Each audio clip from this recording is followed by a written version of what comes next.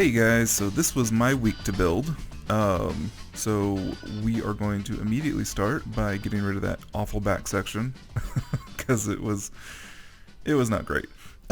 Shaping in this game is hard to begin with, and then you add on to the fact that the smoother kind of over smooth sometimes. You got to be careful with it. So this coaster is supposed to be based on the voyage at Holiday World, which is our inspiration park, and it pretty much goes out. I think we mentioned this so many times, but it's worth noting because it's a really cool design. So the coaster uses all of its energy and shoots up a hill using all that potential energy or that kinetic energy, turns around, and then as it's starting to lose energy at the brake run in the middle, it starts heading back down the hill, which makes it seem like this coaster defies physics. If you look at a POV of this coaster, you will see like heresy because it doesn't make any sense. But you can see I'm kind of working on the back here. The first half is really easy. It's just a few hills, and a turnaround. But this back half is supposed to be more of airtime kind of paradise, and it also has some flat turns in it so that you've got some laterals going on. And so you can see that, it just keeps rolling along and until it runs out of steam back at the station. Now, because of Planet Coaster's physics and friction in particular, this thing dies much quicker than it should. I think the total height of this coaster is 249 feet in Planet Coaster, and the real thing I think is closer to not that. I think it's more like 100 and something. But that just kind of goes to show you how wonky the friction is. It's really high, which makes it kind of difficult. It's no longer game breaking like it was, I think, but it could certainly be better. So this section, I decided to do a double down because I think it's a cool element. The feeling of airtime and then airtime again is really cool. And you can see I'm spamming the smooth all button. I didn't really learn my lesson, but if you do it one at a time, it seems to put the elements where you want them to. It tends to smooth them out, and then you're good to go.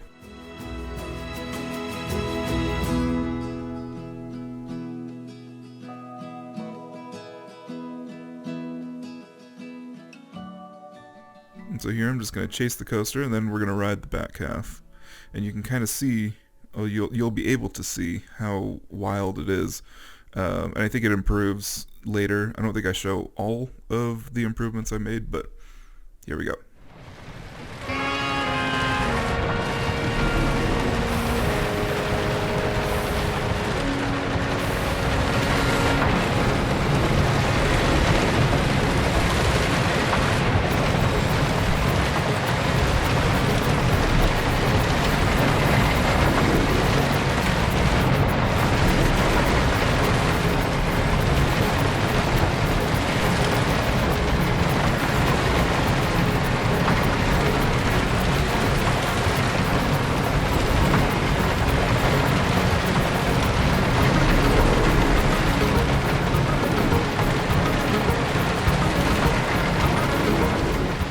So it starts to lose speed, but what are you gonna do?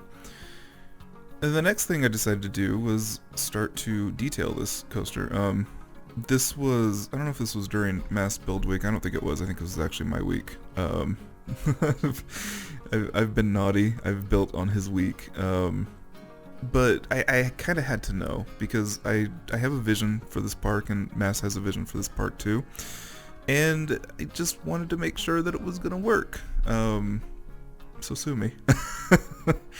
Here I work with the terrain tools, and I actually do like the terrain tools. They're a little strong at times, but as you can see, if you really start finessing with them, you can get some pretty cool results. That's how I've gotten this really smooth grade, and it's a little difficult to work with, but the results are pretty cool. Very rewarding, because parks would be this graded.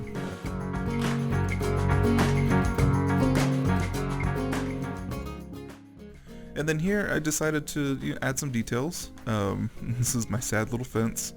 Um, you know, the little details start to add up. I mean, they don't all have to be perfect, and by no means are they. But once you start layering plants together, once you start layering your terrain textures together, it goes pretty well. As you can see, starting to add bushes, add some, sink them into the ground so they're not huge, but I really like the forest bush. And then I also like adding some of the dead twigs because you do have that. I mean, this is an unmanicured area, and so you're going to have dead stuff hanging about. So that's enough of the coaster. I start working on mass entrance, which was really cool. It's a neat entrance. I think it's a good mark for where a park is going to go. And then again, I took a look at how Holiday World did it, and they ended up not using this as the ticket gates.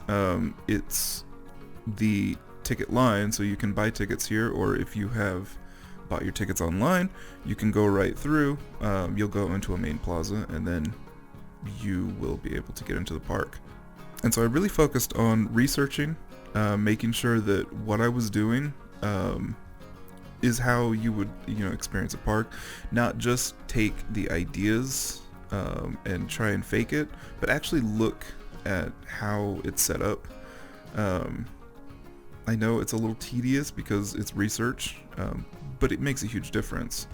And I was able to expand this cover that Mass made into something that I think works a little bit better.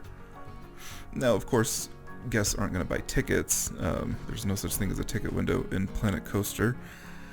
It's kind of a missed opportunity, really. But yeah, what are you going to do?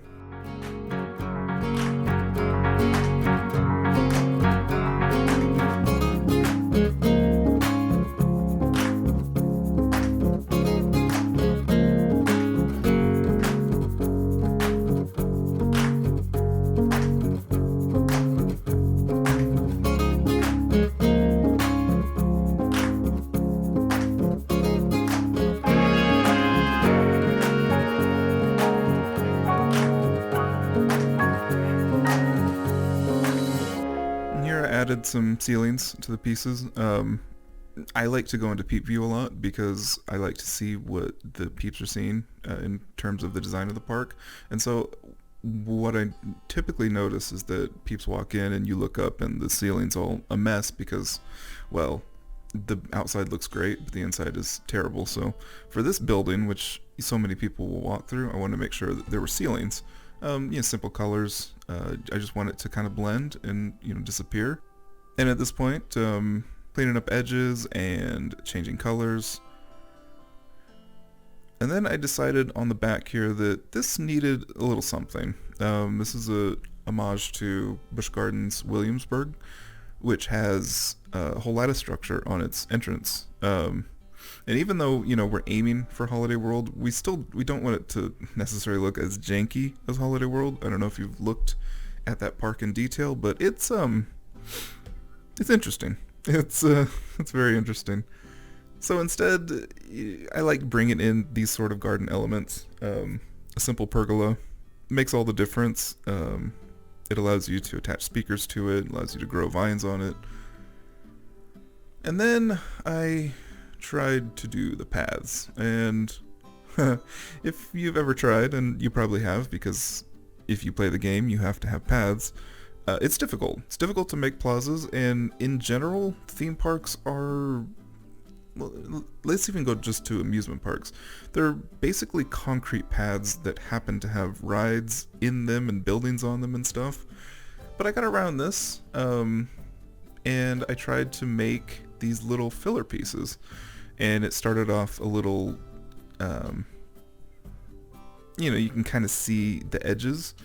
But as I started sinking them into the ground, they started to really work. It actually kind of looks like patched concrete, and that's kind of the look. I mean, it's not well manicured concrete. It probably has patches in it. You place a few trees on it and it disappears.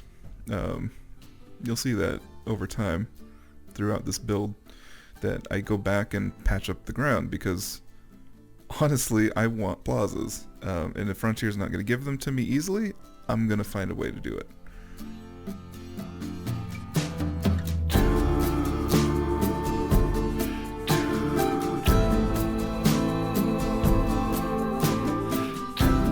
And then these trees, I love these trees. I guess they're technically tropical, but they work perfect. They remind me of a ficus, and that's what you would really see for like a theme park. It's a fairly clean tree. It's an evergreen tree. Has a nice broad structure over it, so it's a good shade tree. And so that's exactly what I went with. I don't know if it's geographically, right, but it makes some concessions.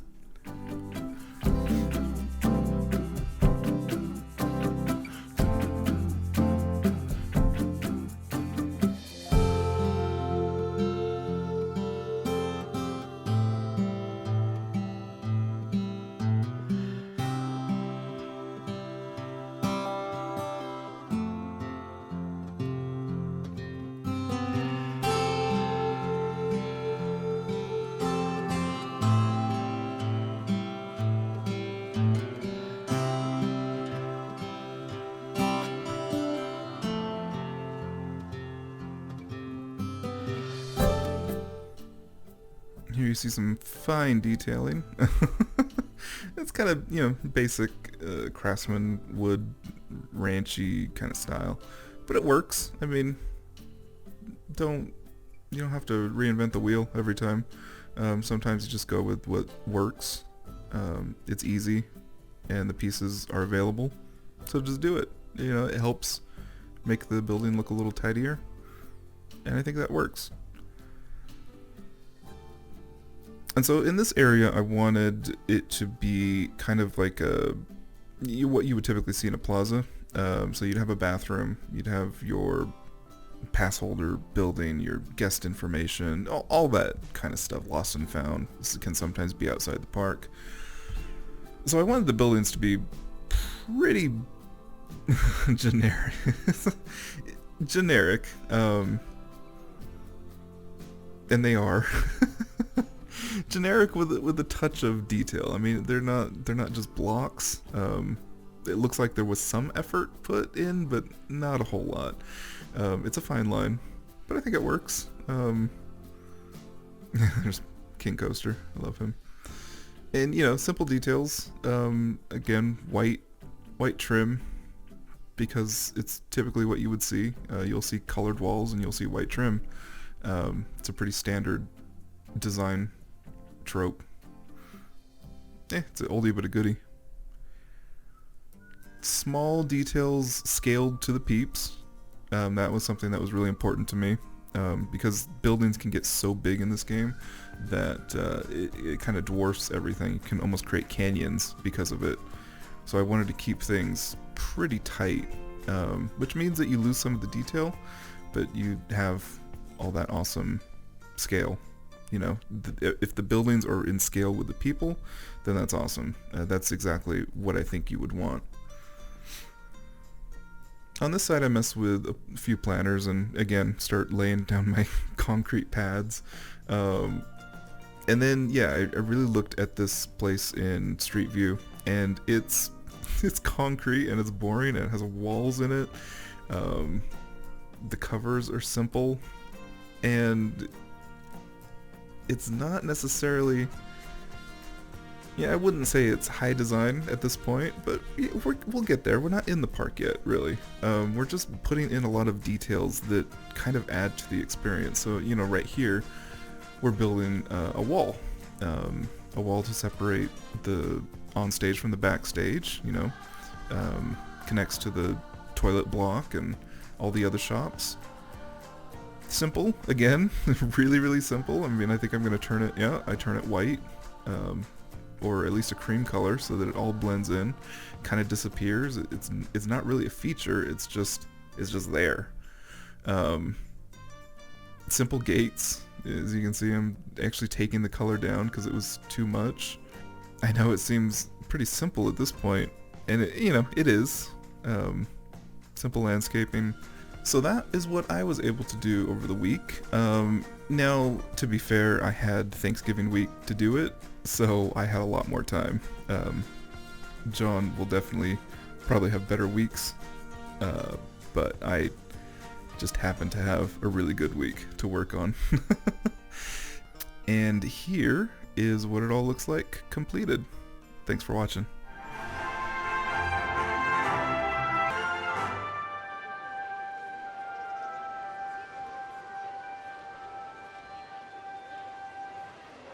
Oh yeah!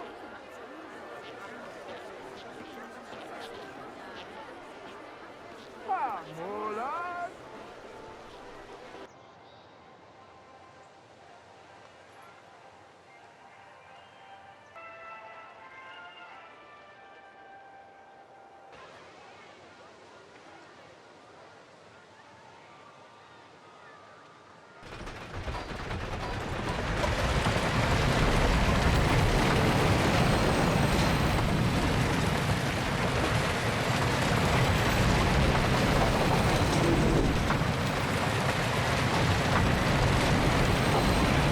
And that ends my build week. And it's generic and it's wonderful and it's kind of ugly and I love it.